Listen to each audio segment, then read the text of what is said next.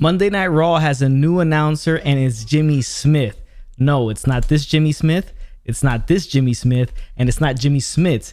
It's this guy right here, Jimmy Smith from the UFC, former UFC and American Ninja Warrior announcer, is now set to join the Raw roster as the lead announcer after Adnan Virk's departure from the company yesterday. He's going to be joining Corey Graves and Byron Saxton as the head announcer here on Monday Night Raw. So at least he has experience in calling UFC.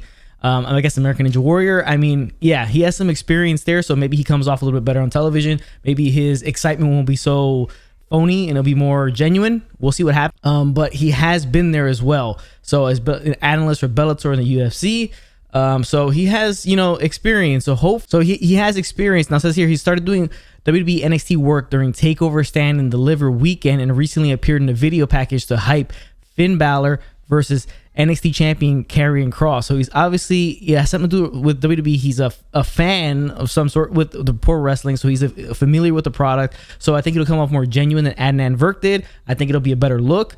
And I think people might like him more than Adnan Virk, was pretty disliked by most of the fans online. So, it has nothing to do with Adnan Virk. It's just he didn't fit his voice. He wasn't a fan. And the fact that now Jimmy Smith's here, he's a fan. He's done some work with WWE. He's familiar with the product for the most part. And he has that UFC backing, American Ninja Warrior backing. So let's see how he does. Fingers crossed it's not another disaster like Adnan Virk. But now they got Jimmy Smith here. This Jimmy Smith right here, not any of the other ones or Jimmy Smith's. So we have him. He's a new announcer. We'll see how it works out. Anything's better than Adnan Virk. So we'll get a new announcer starting this Monday on Monday Night Raw, the May 31st episode.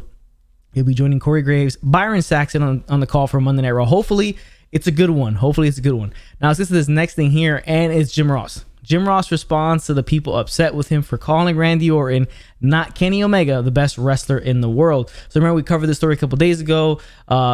Kenny's response kind of called out WWE fans, and obviously the guy that thinks I'm the WWE champion. So there you go. Ross said the following on his Grilling JR podcast. We have a little controversy going on about who I apparently said that I thought Randy Orton was the best wrestler in the world. People forget that I recruited these guys. I've had a business association with a guy like Randy Orton since day one. Coach Barry Switzer said, you recruit these kids for life, and I kind of take that to heart. I've helped a lot of guys who got down on their luck and needed a check. What have you in the past WWE days? Apparently, people thought I was besmirching Kenny Omega. Nothing could be farther from the truth. How many times have I said to you, talking to Conrad, I can have many opinions to this question and have many answers. I don't know how that could be such a big issue. I just don't get it. I really don't understand what the inflammation is regarding this topic that is so subjective. There's no right or wrong answer. He's the best in the world based on what? Arm drags, drop toe holds, money drawn, major events, headline, tenure. What's the criteria? TV rating. I don't know what the criteria is for these things. Anybody that can debate me and tell me that Randy Orton is not one of the best in the world will have a hard time winning that argument. Anybody can debate me and say, well, I think Kenny Omega is. Well, you make a good point. I don't have any problem with that. Kenny Omega is the AEW champion. He's a hell of a hand. There's no doubt about it. But golly, people are so sensitive right now. But that's the whole tone and tenor of social media. I'm not sure how great in some sense that social media is for pro wrestling today, because it's one little botch, one little misword, one little mismove, and it becomes a major issue. It's getting a little bit predictable, first of all, but it's getting a little bit tired, if you know what I'm saying. He's correct. People blew that thing out of proportion completely. It's a subjective opinion. It's like a sports team. Which one do you think is the greatest sports team of all time? It's subjective. I mean, people think they're from their hometown, so they pick that team. Players, I mean, who's the best football player of all time? Who's the best baseball player of all time? I mean, people still say that Tom Brady's not the greatest of all time, right? He's got so many championships, won so many, things, accolades, and all that stuff like that. People say, no, it's not him. This guy was better. This guy was better. So it's that with everything, but with pro wrestling, I mean, it's not an actual physical competition. It's competition behind the scenes. Obviously, everyone wants to be the number one person, number one star. But other than that, I mean, there's no actual competition in the ring. It's two guys performing together, working off each other.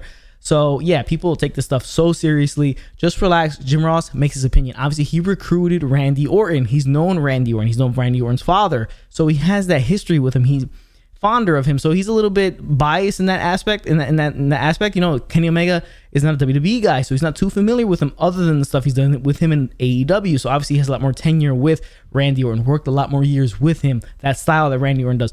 Randy Orton is an absolute natural when it comes to professional wrestling. So He's one of the smoothest guys you ever see in the ring. It's objective. You know, the greatest of all time, people say it's Hogan, people say it's Austin, people say it's Brett, people say it's Shawn, people say it's Flair, people say it's Andre. There's so many different answers to that one question, that what's the big deal and why would you get so upset about it? And Kenny is just poking and prodding because he knows people is gonna get a rise out of people to say this afterwards, right? To say that right there, that's what he's doing, poking and prodding. He's trying to get people talking, trying to get attention on himself. That's what you do when you're in the entertainment business, is what they're in. The pro wrestling business is the entertainment business, and that's what he's in. That's what they're doing. So take it easy on Jim Ross, everybody. You know, take it easy on him. He thinks what he thinks. That's his opinion, that this man is the greatest wrestler in the world to him. Sure, a lot of people think it's him. A lot of people think it's AJ. A lot of people think it's Osprey. A lot of people think it's Okada. A lot of people think it's this guy. I think it's that guy. So it's subjective. Everything. What's the greatest song of all time?